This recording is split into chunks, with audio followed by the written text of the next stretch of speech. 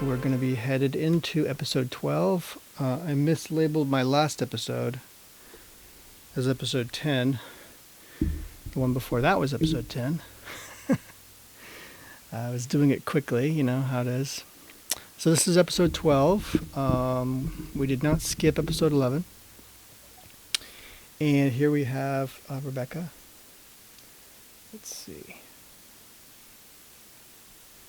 Hello.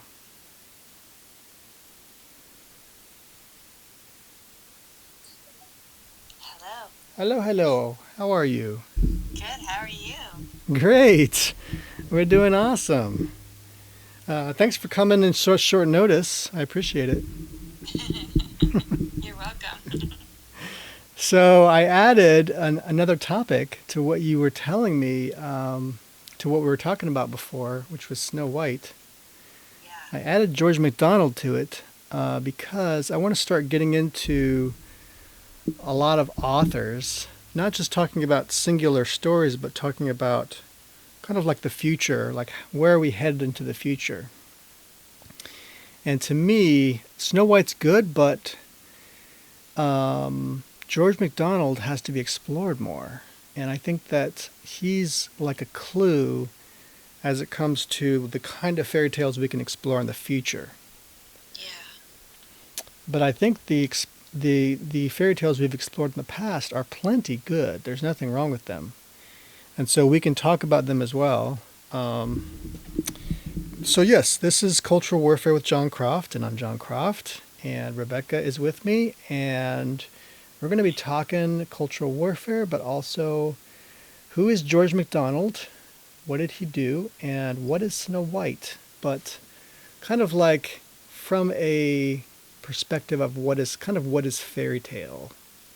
What are fairy tales? And why are they a vibrant, vital part of our culture? So, how are you doing, Rebecca?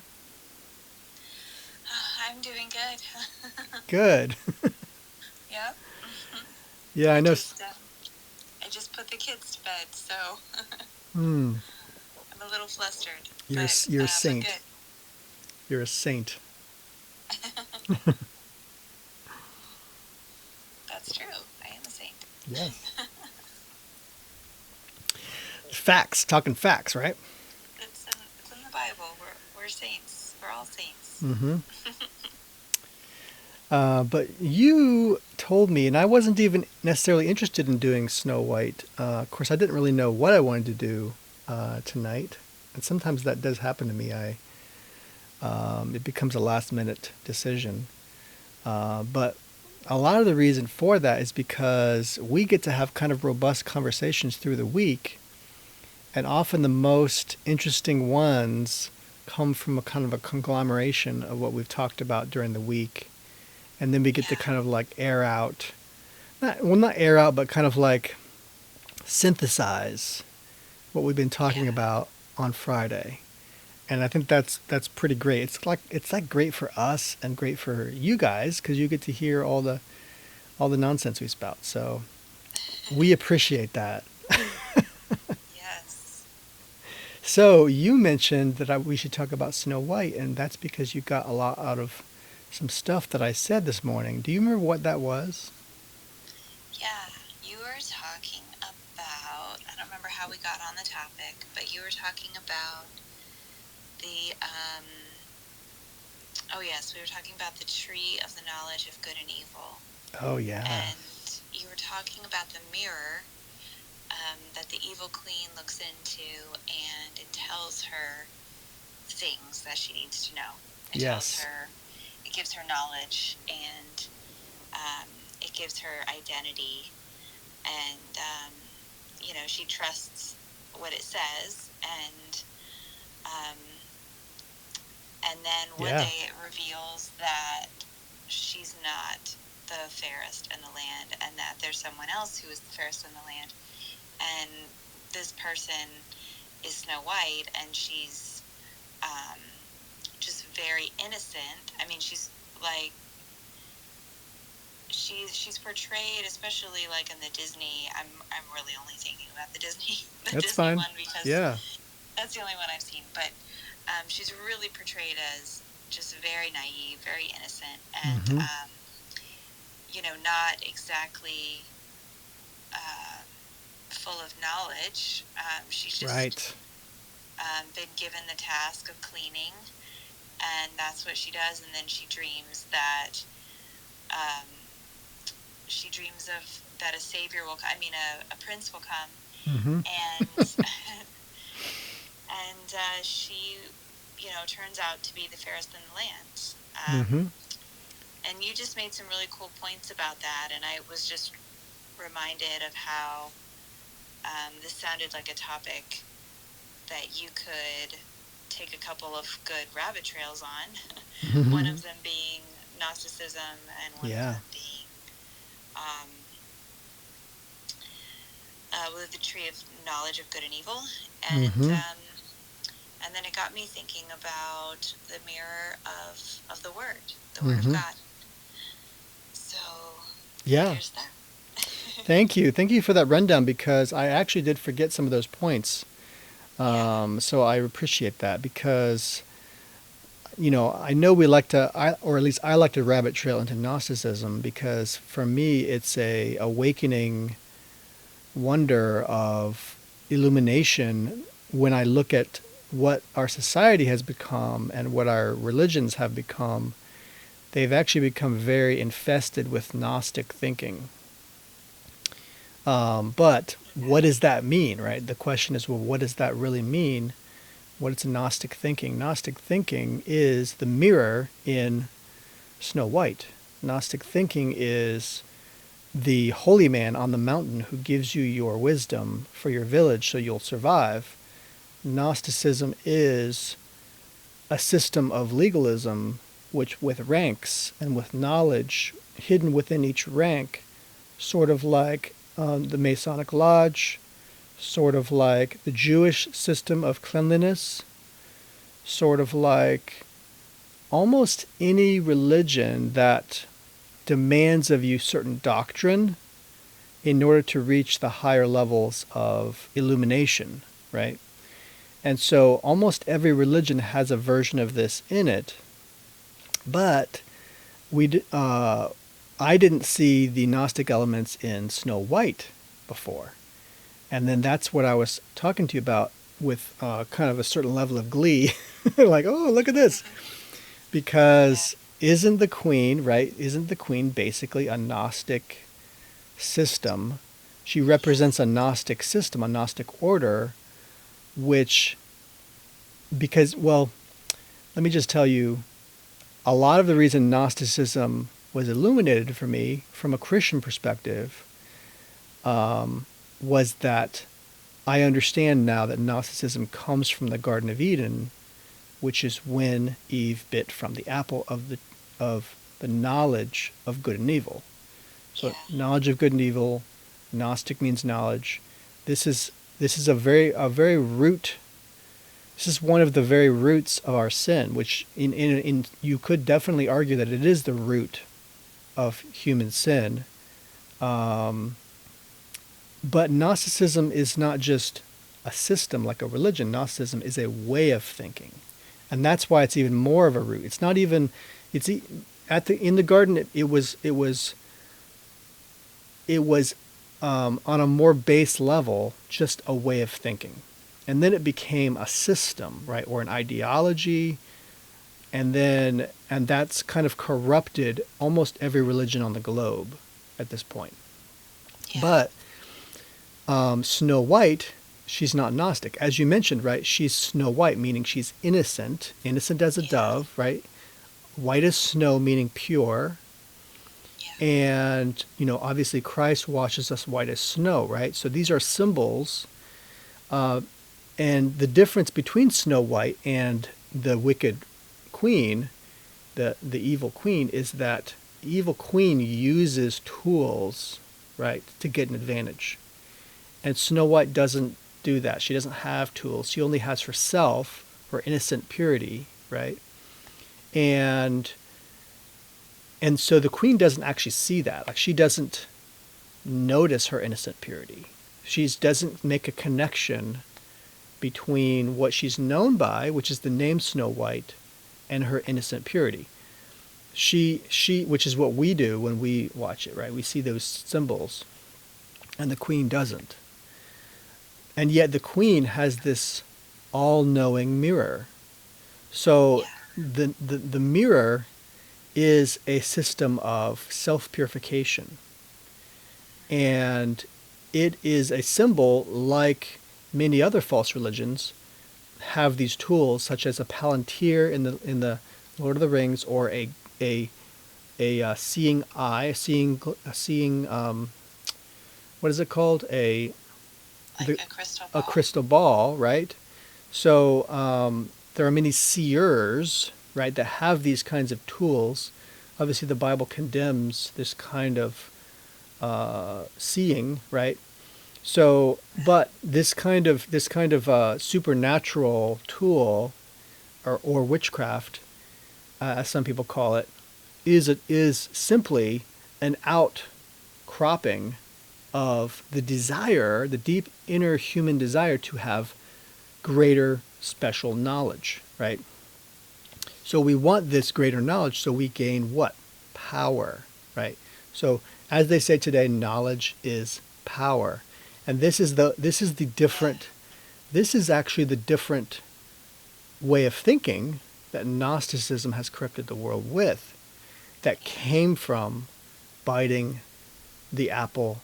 It's not really an apple, but it's the fruit of the tree of knowledge of good and evil.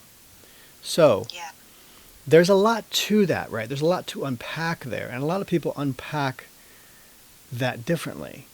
I did not study, actually, I haven't been able to study yet Jonathan Pageau's retelling of Snow White. I intend to buy his book at some point.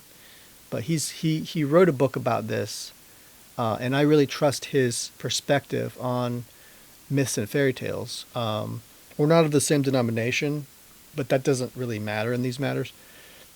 It's just whether or not you're well enough versed on this kind of myth or legend or tale, folk tale, which is what this is. This is like a folk tale, which you could say is very mythological in some ways.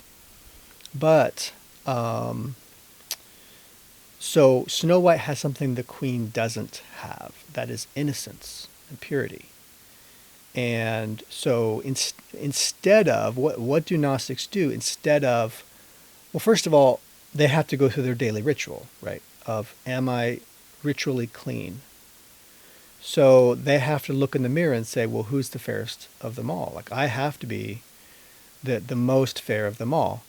And so this is what we do in our religions, right? We go to church and we say, am I good enough? Am I clean enough? Let's get some performative Christianity going on.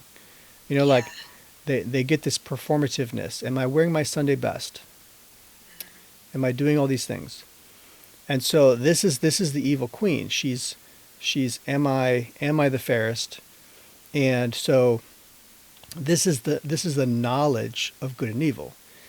There's some other element here that I picked up on during our talk this morning, which is that it isn't just good and evil, right? That the tree and the fruit represent.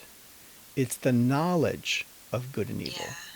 And so not only do we get the idea of Gnosticism from this, but we also get the idea that what's the other statement? The statement of sinfulness in the Bible, which is it's not money that's the root of all evil, right? It's the love of money, which is the root of many sins. And so, many people misquote that, just like they misquote a lot of other things in the Bible.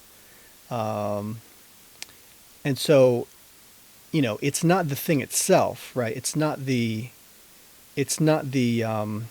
money itself, this tool that is evil. It's the misuse of this tool. So it's not that the tree was evil. It's not that the tree of the knowledge of good and evil was evil. It's not necessarily that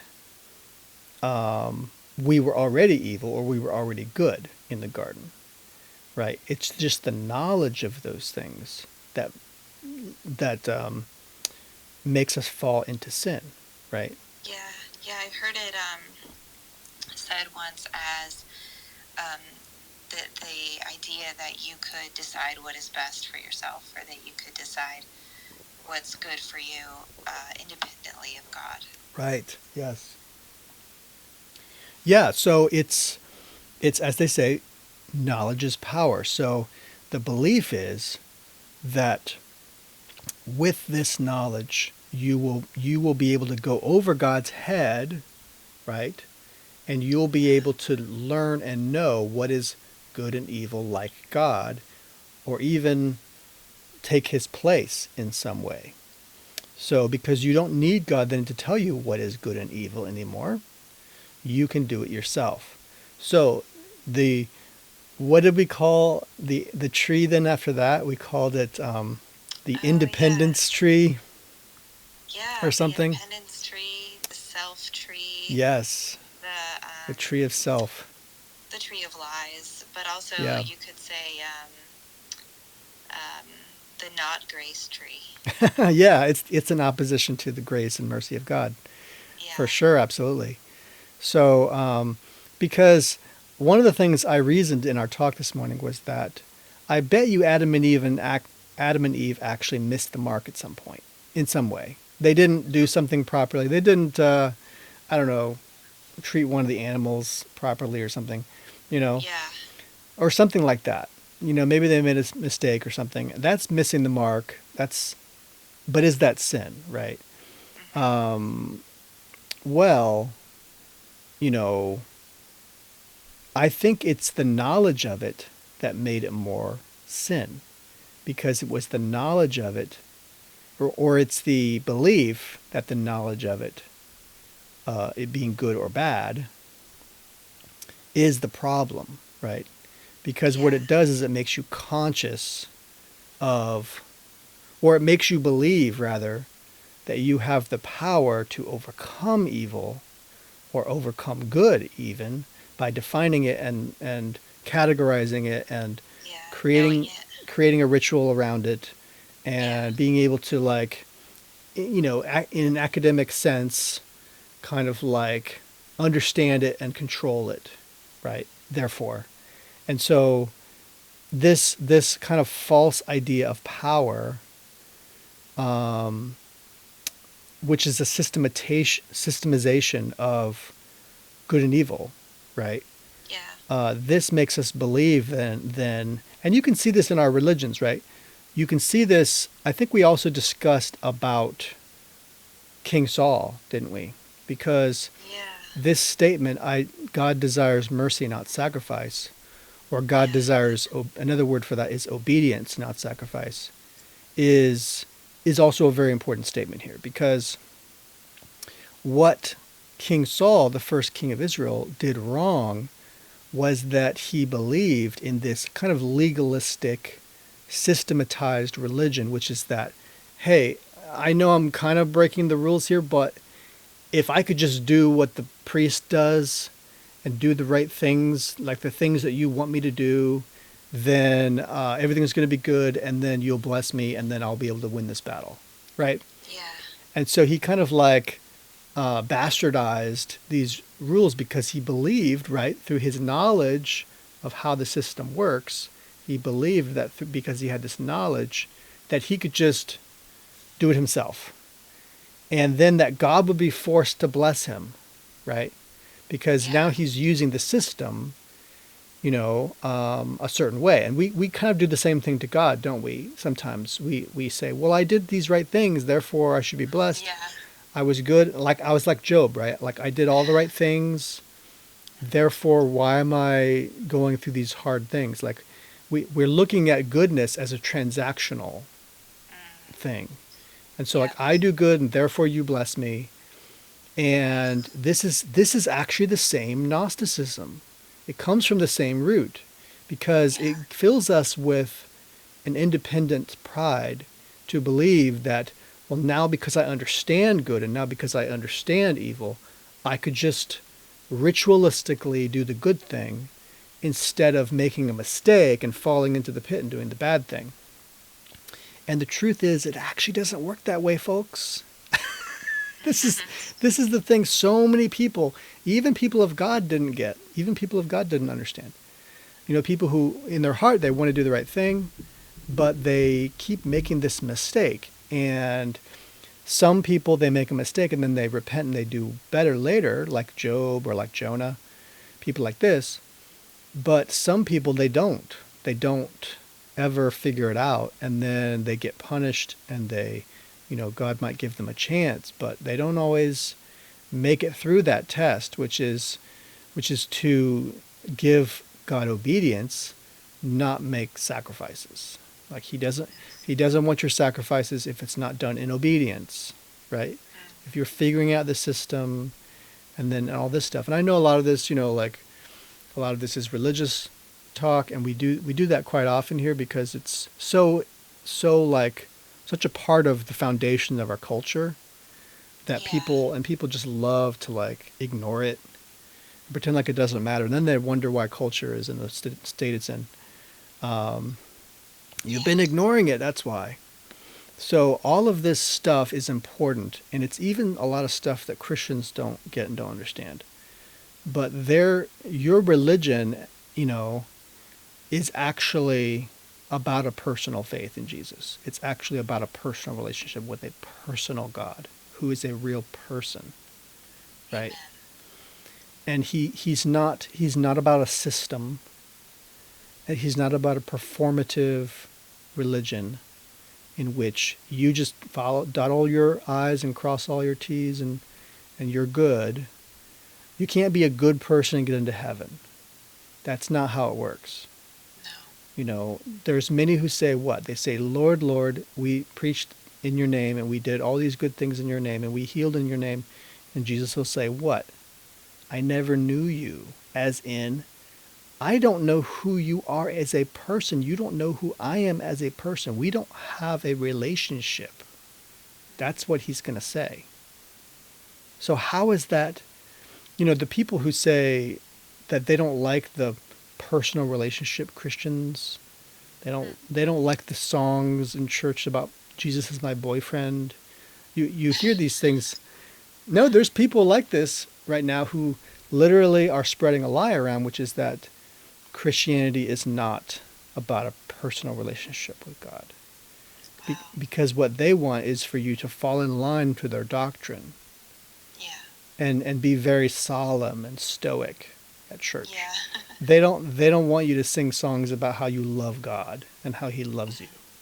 They don't think that's praise and worship. So that's weird. It is weird. But it's what our church has become. Right? It's what I don't mean the entire church, clearly. A lot of these people are going the way of the dinosaur. But it is true that many people in the church have become so cold that they want to keep buying into this system of sacrifices and purity tests and performative measures so they make it through the gates of St. Peter. Like they really believe that. They believe they can be holy enough to get in those gates. If they can squeak by being nice to people. Like, that's literally what they believe. That is not the gospel, folks. That's not the gospel. That's actually the Gnosticized version of Christianity. That's what that is. So if you're waking up going, who's the fairest of them all? Guess what, friends? Like, what does the Bible say? It says, if you say you are not a sinner, you lie, and therefore your sin remains. So you actually have to admit that you're not the fairest of them all, because here's the thing about Gnosticism, and this is, I think, one of the things that was interesting about it to me, is that if you remember that tale, the mirror was actually like a being. It was actually like a person telling her what she wanted to hear. Right? And at times revealing the truth, at times not, right? Yeah. So she might not have been the fairest of all, barely ever, right? But this mirror is telling her what she wants to hear. And one day, kind of like the story of Job, right? God and the devil kind of meet up, and the devil says, I've been roaming around seeking whom I may devour. And God is like, how have you considered devouring Job? You know? And he'll stick in your throat. And so he does. He tries to devour Job. But like, in other words, something happens in the heavens, and then God decides to test his people, or test somebody, or test. He's really testing the devil there too, by the way, with Job. But the mirror essentially participates in the test and says, guess what, lady? There's this other girl, Snow White. My goodness, I'm sorry, but she's snowier and whitier than you. So. Whitier. Yeah, that's not meant to be some kind of a racist thing there. It's meant to, again, reference that symbol, which is that she's as white as snow, the way Christ washes us white as snow with his blood. So, so this draws her to jealousy, and she attacks and tries to destroy Snow White, of course. So, what happened there? She was given the truth. The queen was given the truth, which is that actually all the stuff you've been doing here hasn't been working. And so what is that stuff? We don't know. But we do know that she uses these tools, like the mirror, to make herself feel good about herself. And that's what these people are doing, right? By having the right doctrine, by having the correct performative measures at your church, you're telling yourself, oh, I'm really fair. Like I'm the belle of the ball, Yeah. And this is like what I've talked about before with culture, right? This is like propaganda. This is what propaganda does as well. So she's propagandized herself, the evil queen, and she's telling herself to feel good about herself. And she and the mirror is a propaganda tool to do that. So, like Snow White is basically the same redemption tale about the church versus false religion or false power. Yeah. Where does here's the answer to all of this conundrum, right? The answer to the question of well, if Gnostic power doesn't work, and if knowledge doesn't work, and if your authority as like the queen and your civil authority in the government doesn't work and give you power, and if the knowledge of good and evil doesn't make you greater than God, well, what does? Oh, nothing. Yeah. Because God is a person who actually is the creator God who created you. He created the law itself. And so the law is his tool. So even if you know the law, even if you know good and evil, like the back of your hand, you're still not going to be able to master the master. So he's still the master. And, no servant is greater than his master. And that's the truth. But the Gnostics and these many other false religions will teach actually that the servant can surpass his master. That's what they teach. So similar to the Sith in Star Wars, they believe that you should always try to defeat your master and destroy them. And that's because this is part of the same satanic belief system from Gnosticism. So this is all the stuff they believe. But the truth is that because Jesus is Lord of the Sabbath, right? Meaning he's also in charge of all these. He created the Sabbath. It's made for him. which means he doesn't have to follow it. You know, he doesn't actually have to follow it. He follows these rules and laws because he wants to and he likes to. And guess what? Here's another reason he followed these rules. He fulfilled them as the spotless lamb, so that when he did get sacrificed for us as our Savior, he actually was a pure, spotless lamb and could meet the requirements of sacrifice. So without that, we wouldn't be pure. So he's the source of authority that we have. So when the thing says, obedience, God wants obedience rather than sacrifice, he's establishing his authority and saying, no, actually, all these things come from me and flow from me. So I am greater than the law. And so even if you followed all the sacrificial rites 100%, you still wouldn't be greater than the law like I am. So these are all just kind of fundamental biblical principles, but many people miss them. They believe that the law is king. They believe there's a Gnostic system, and that if they know enough things, they'll be able to cheat the system somehow and squeak by, and they'll be pure and good enough.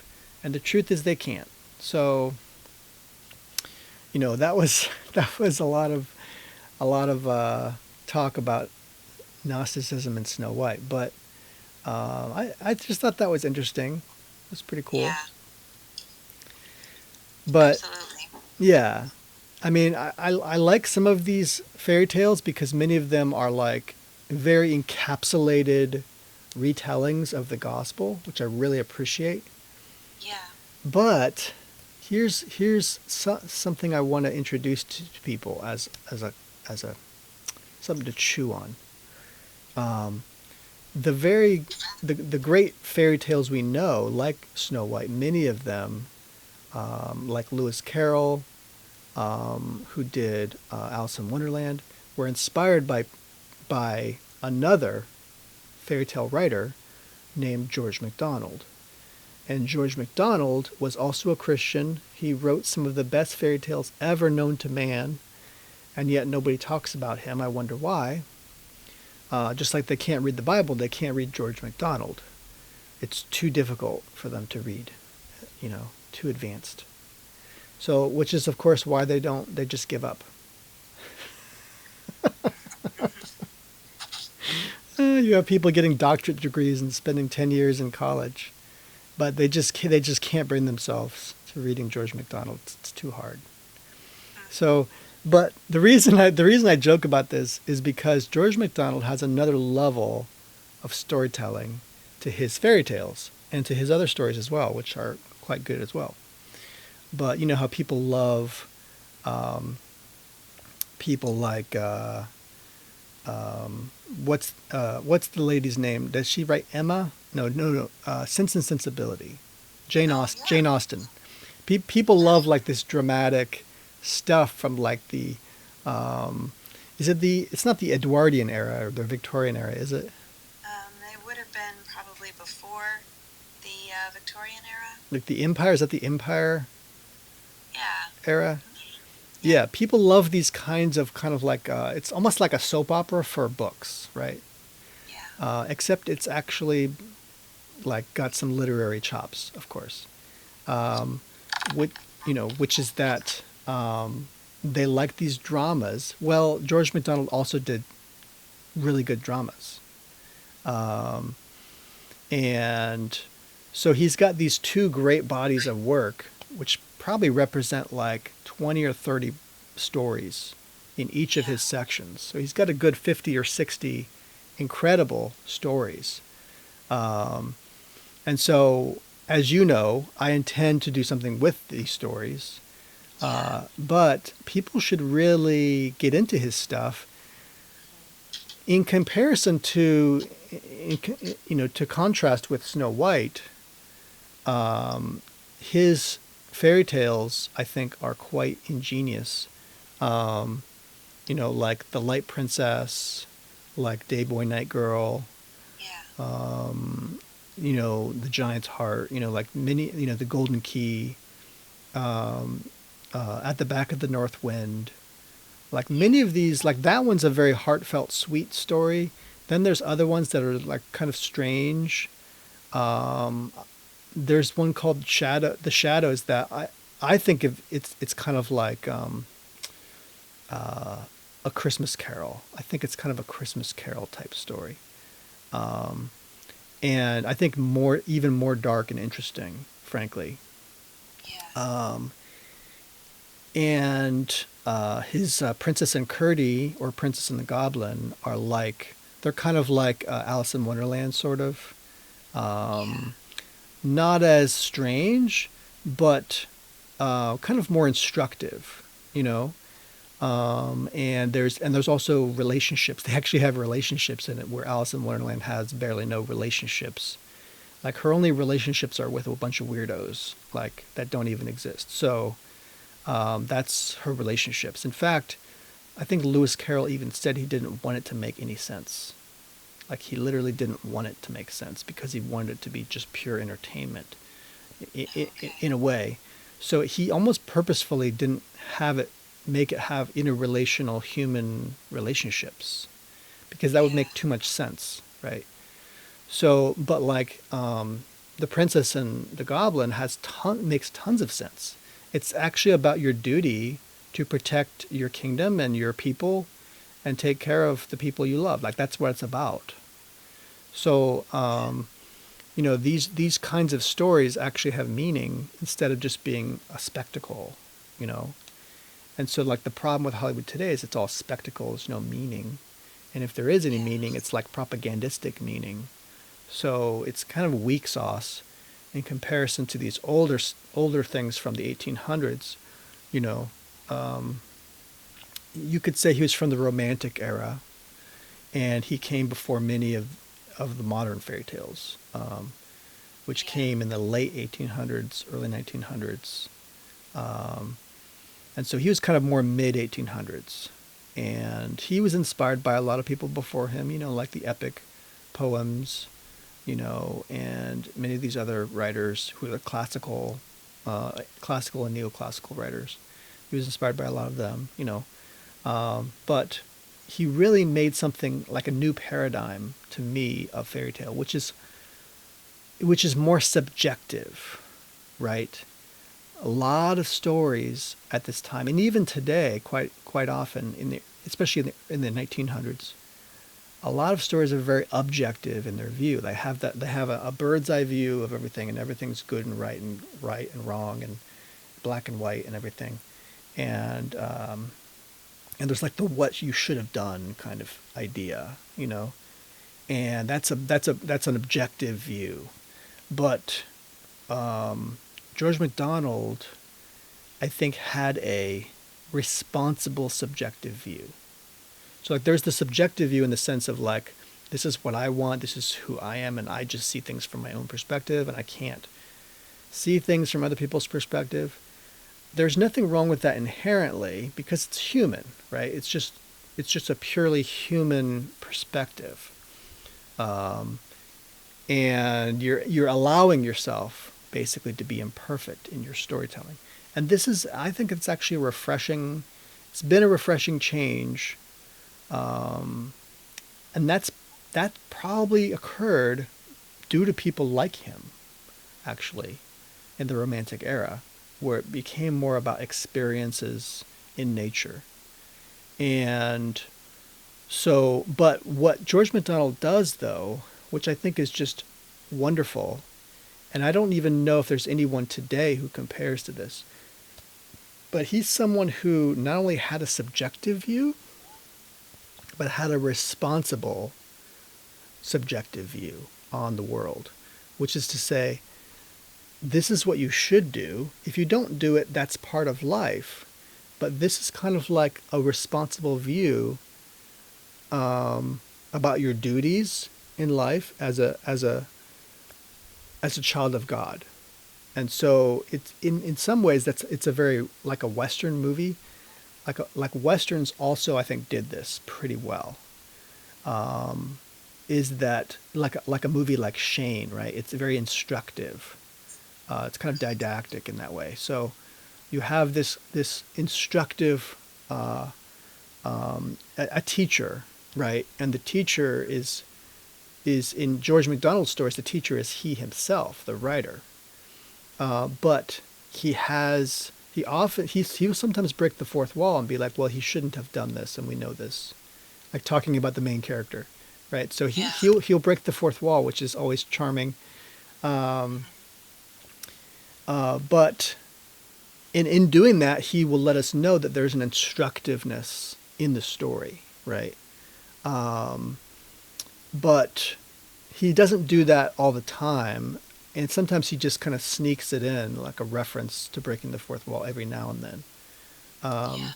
But he typically takes the place or narrates the main character very closely, like the main character is also him, but not. So so he's good at that navigating that. So it's almost like he's a first, second person writer, but like he's very intimate with his characters. He's very forgiving and empathic with his characters, Yeah. and he also reveals them as imperfect, right? So Yeah. very much like a Bible story, right?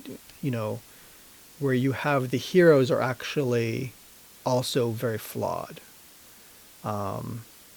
which for ancient literature was virtually unheard of. Like ancient literature just didn't do that. You know, the Epic of Gilgamesh, for example, which was another really old ancient story.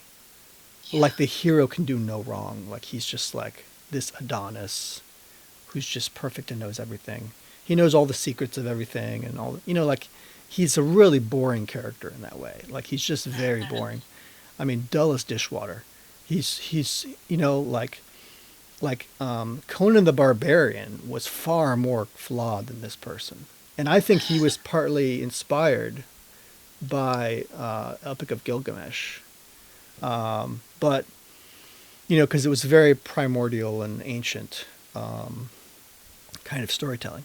But, you know, George MacDonald kind of like he's so good with this because oftentimes he'll even have it to where his heroes don't become healed in the end. They still kind of retain this kind of like imperfection. And so they Yeah. learn some things, right? But then they're still kind of like remaining sometimes as human beings. And this just really reveals his compassion for people. Like he has Yeah. just so much compassion and forgiveness for people and mercy for people that it's kind of impressive. So, but what this does is it fills his characters out with like a lot of depth. And but he also it's not just about his characters, right? It's about what his characters are doing, and it's about kind of like the situational like extra supernatural strange things happening, like really often very weird things happening. And he loves the classical tools of fairy tale, you know, which is that you go into this other universe.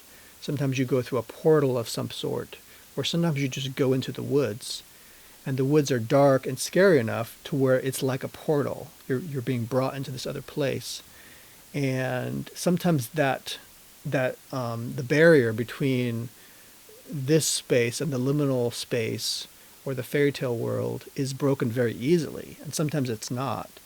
But it's he loves that tool, right, of like this transportation into another world. And so it's one of the greatest things about fairy tales is that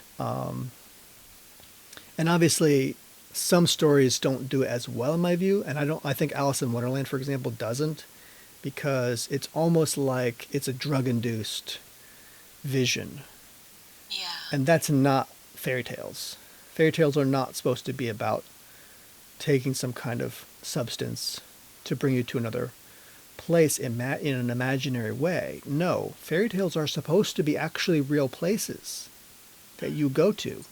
Because the reason is because if it's not a real place, it doesn't have an effect on you, which is the purpose of fairy tales, to make you look at the universe differently, right?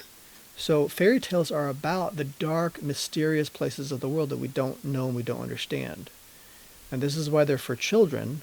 Therefore, it's a teaching tool to help children to see that the world is darker than they imagine, differenter than they imagine, and they have something to conquer before they can go there, right? Yeah. And the conquering is more internal, right, where they have to learn something.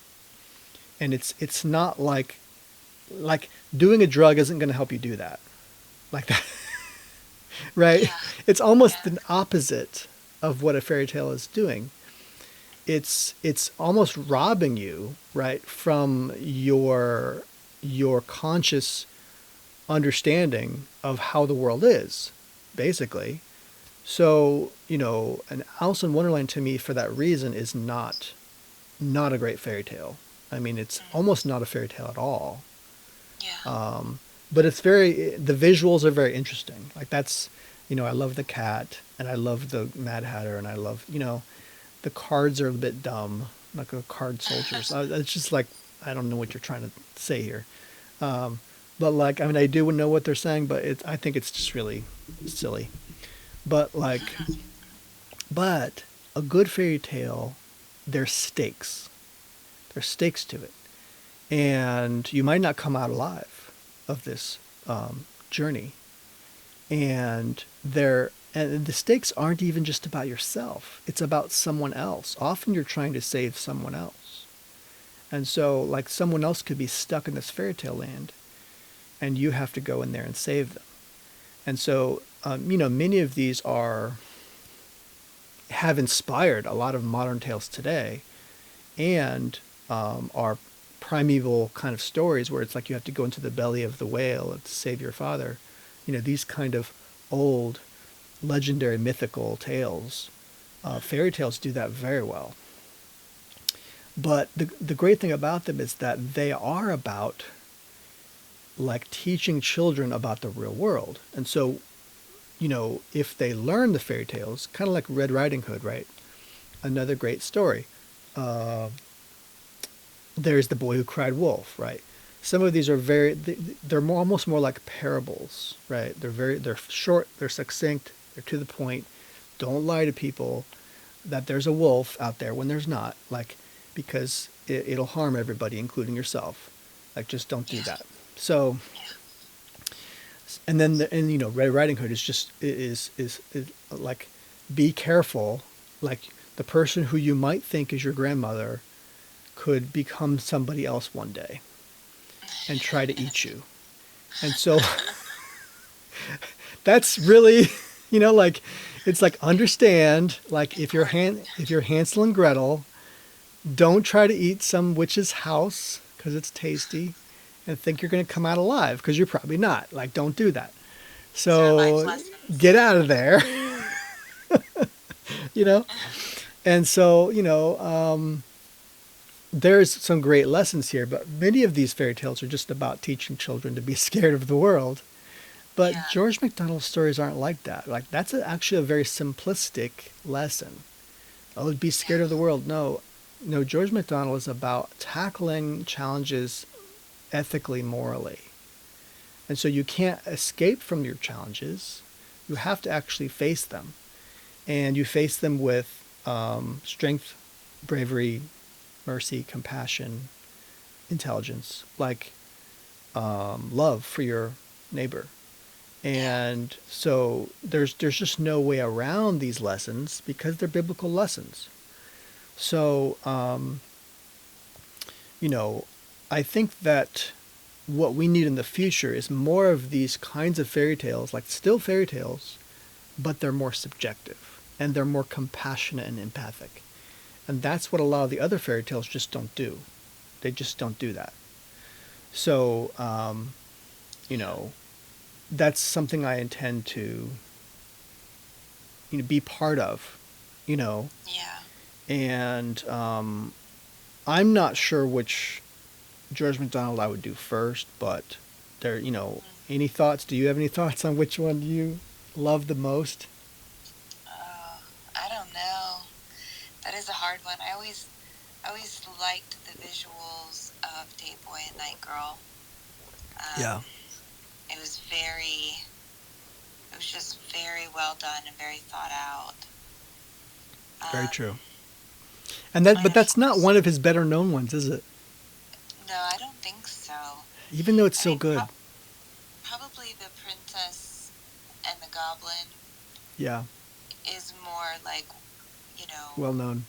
got an adventure tale to it, Yeah, um, and could be more accessible than some of the others that are just really fantasy. yeah, yeah. I mean, that's why I wouldn't do Light Princess first. And I might say that about Princess and the Goblin too, because the problem is that the Princess and the Goblin is more like what we've seen before, which makes it less unique.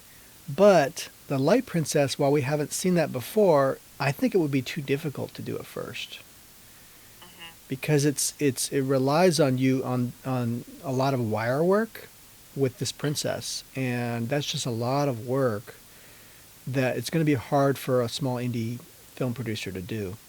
Yeah. It's so cool though, like she's floating around, around her Yeah. kingdom, like holding on to the top of a tree so she doesn't float into space. Like Yeah. she's just, and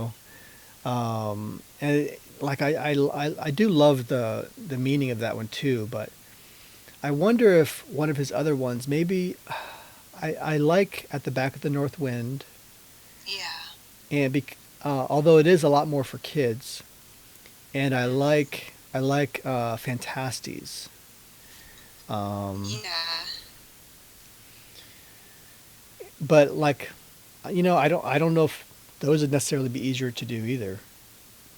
You know, Yeah. Yeah. There's a lot of things I liked about Lilith, but it would that's the be really advanced tricky. one. Like, Yeah.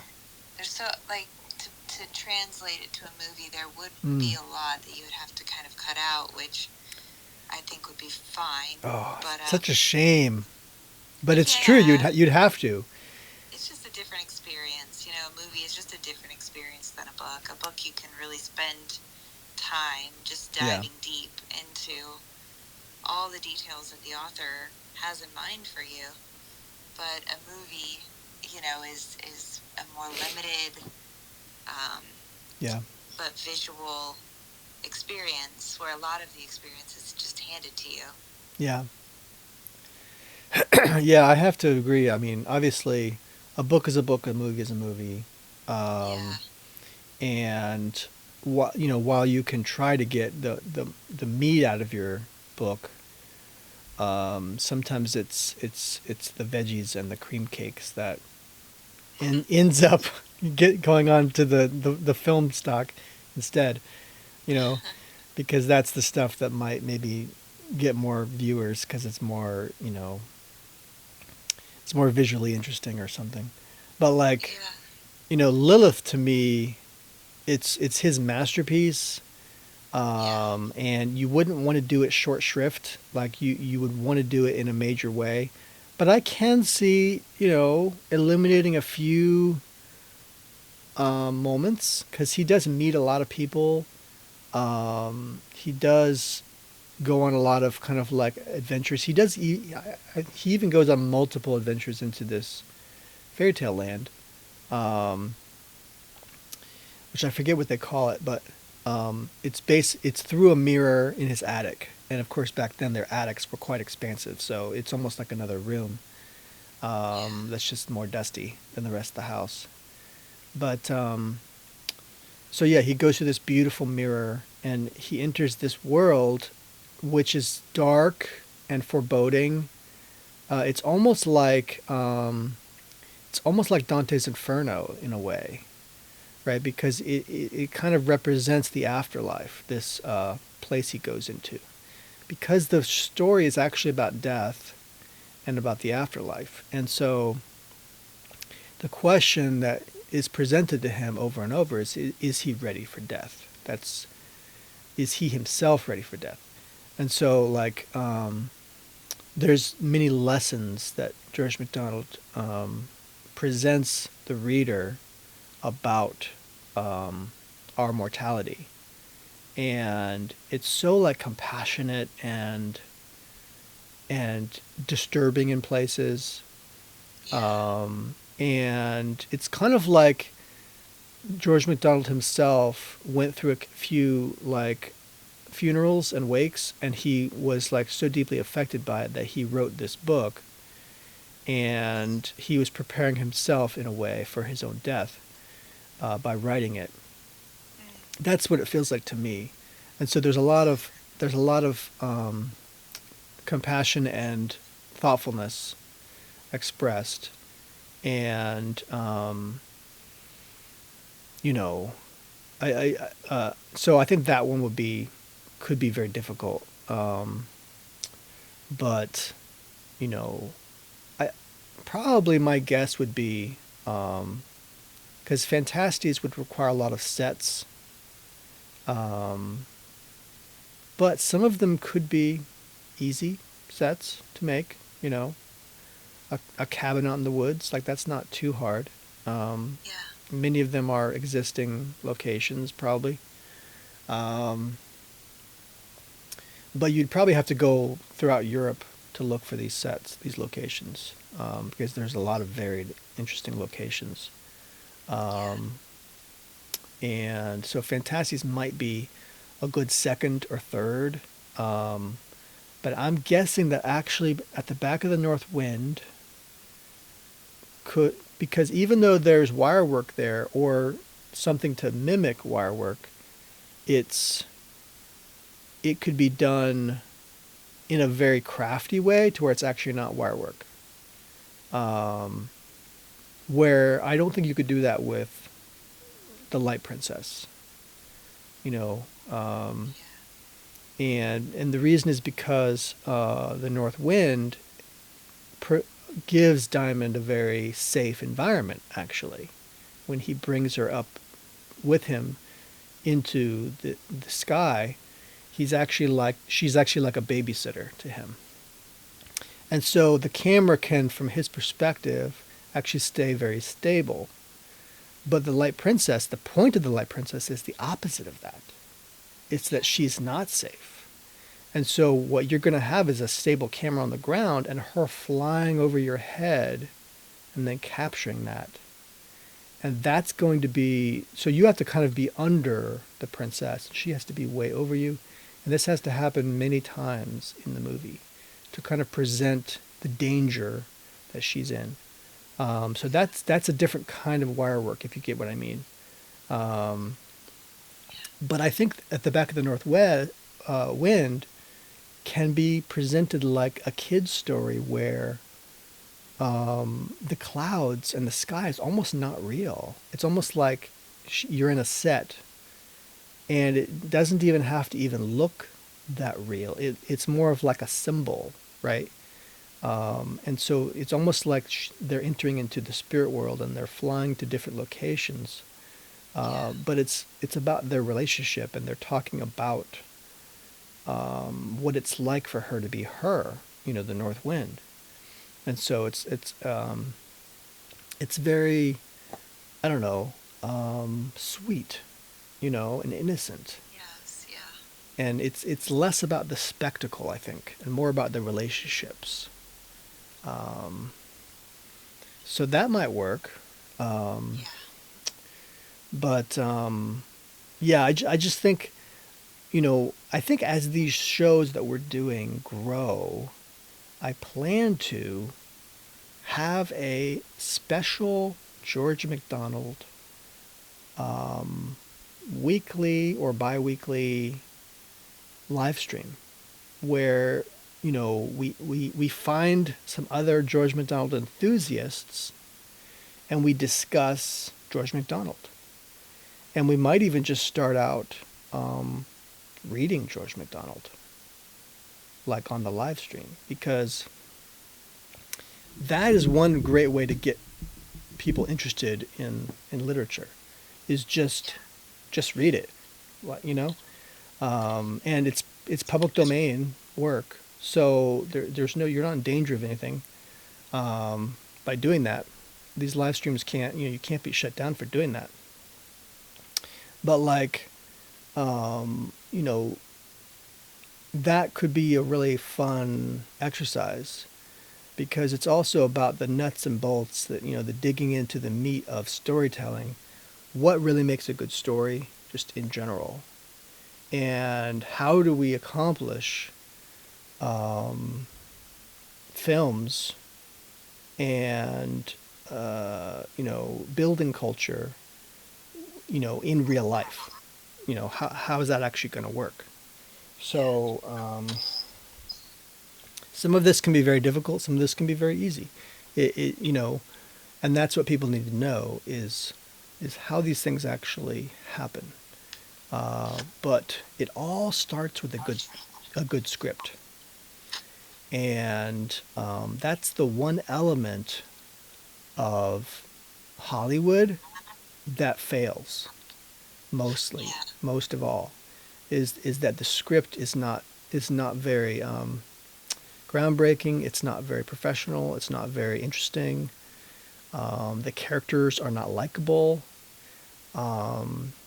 and so as a result, the celebrities that used to inspire our attention are losing our attention. Like, we don't care about them, because the characters they play and the people that they are off camera are equally not interesting. Like, they're just not interesting people. So instead, you have stories that inspire people, and then these actors can be the professionals that they're meant to be, can discuss not just the stories, but can discuss life, discuss what's meaningful in life, and inspire people to like celebrities again, like become a celebrity maker. You know, there were directors back in history that actually would do this. They would, quote, discover a star, discover an actor, and then after doing, like, what's her name? The blonde-haired girl who worked for Spielberg in E.T. Oh. He discovered her, right, and she became famous. She was famous for the rest of her life. This is Drew Barrymore. Drew Barrymore, yes. Like, she was just one of many actors who were discovered in the 80s when stardom meant something. And so, like, that's what so many actors wanted, is to be discovered, right? Now, you can't, it doesn't matter. Like, that doesn't matter. Nobody's going to discover you. And even if they did discover you, Hollywood will destroy you, because they will ask you to say propaganda for them. And this will destroy your reputation. So, like, that's why we don't have stars, is that the greatest marketing tool of Hollywood is their stars. And so if they have to continue marketing their material through, like, messages that the public doesn't even want to hear, they're also going to not like those marketing tools, the messenger. They're not going to like the messenger. Yeah. So, you know, they're going to, because it's not just that they're a messenger, right? The celebrities are acting like this is what they believe. They're told to talk about these things like they believe them, you know? And so they're literally making their stars unlikable. Yeah. You know, so what we need to do instead is inspire people again to believe that there are good people out there who are normal people who want a good life like you do. And they have dreams and goals, and they want to be healthy. They want to have, you know, they want their kids to grow up and be safe. They want all these normal things that you should want. And our culture has made that sound weird. You know, but that's just because they don't want us to have hope. Like they don't want an inspiring, hopeful message that unites people. They want they want to divide us and make us angry, and get clickbait from us. So I mean, it's kind of a silly goal when you think about it. But we are their money extraction. They're extracting money. So in a way, it makes sense, right? But you're not feeding into, you're not giving back to society to help grow it. So it's just because our culture isn't what it used to be. It used to be back in the Roman era. There was this statement that would say, or was it Seneca? I don't remember. That he would say, he would give an inspiring image of what a man should be doing, is planting trees under whose shade he will never sit. Right? That's what they believed in. Yeah. That was the inspiring message, is for people to plant trees under whose shade they will never sit. Yeah. And who will sit in it? Their children. Right. So it's to plant something for the future of their children, and to give unselfishly something that you will never see a reward for. So, when I was working at Film Bar Mondays to build film community, that's what I was trying to teach people. Is it's not about you coming somewhere, like working on a film and just extracting wealth and extracting something from other people. It's about giving into something with faith that you'll receive something back. Yeah. But you might not visually see the result of that, right? So people just don't have that kind of belief today. Yeah. And instead they're just thinking about themselves. They're thinking about what they can extract from the system, which of course brings us back to that whole Gnostic idea, like, am I the fairest of them all? It's just about yourself, and you're exposing the truth, which is that you're just about yourself. Yeah. You're not about helping anyone. You're not about building culture, making good art. So it's a real shame that our culture has become that. And so people need to find a belief again in something. And you're not going to find it in a human institution. You're going to have to find it in a divine institution, which is laid out in Scripture. And all of these stories that are inspired by the Bible and of God are going to have this divine institution in them. And if you don't dig in to see that divine institution, you're not going to grow that faith required to plant trees under whose shade you will never sit.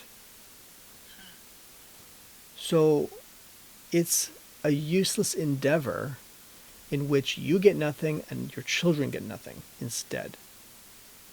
Right? So you're really just robbing from yourself and robbing from your future family and robbing from your society, extracting wealth from others. And, it's just very self-motivated. And, if you're not feeling good today, then you're just going to, throw in the towel or whatever. Like, no, my friend, it's, you have to have more faith than that. And it isn't just faith in yourself, obviously. It's faith in a higher power, something bigger than you that can give your life meaning, and give what you do, imbue what you do with meaning as well. So that the plants that you plant, the trees that you plant, will benefit society, will benefit others. So, and that's what makes Snow White,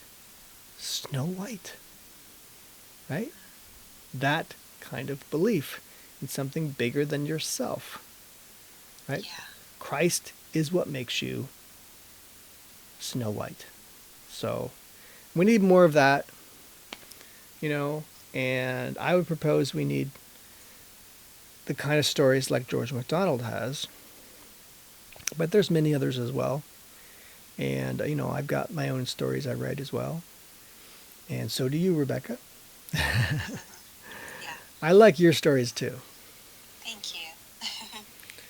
And we need to talk about that again at some point because your stories are pretty darn good. Okay. All right.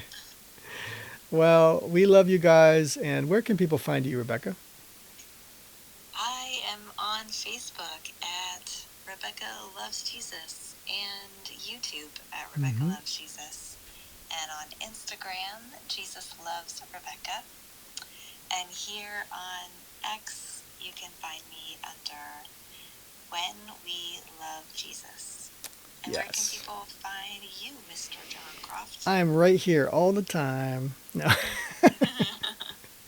No, yes, I'm on X. Mostly I hang out on X. But yeah, you can find me on X at Culture Warfare with Jon Croft, which is actually at John Edward Croft. I'm also the head writer at MediaMoses.com, and that's at the Media Moses. And I'm considering coming back to other social media, maybe Facebook again, but they did me wrong years ago. They did me wrong. Yes. But yeah, I might come back to some. I'm on YouTube as well. You can find me there at John Edward Croft as well. And I'm forming a... And these episodes are on YouTube as well, right? Yes, I'm putting these episodes on there, video and audio, and eventually to turn this into a podcast as well, which is always fun. And I'm forming a film company called Trithia Film. So that should be fun. But love you guys, and you need to stand up for the culture. Because if you don't, it'll just be me by myself planting trees. Nobody's going to sit under the shade. Yeah. So, love you guys, and thank you so much, and we'll see you next time. Good night. Good night.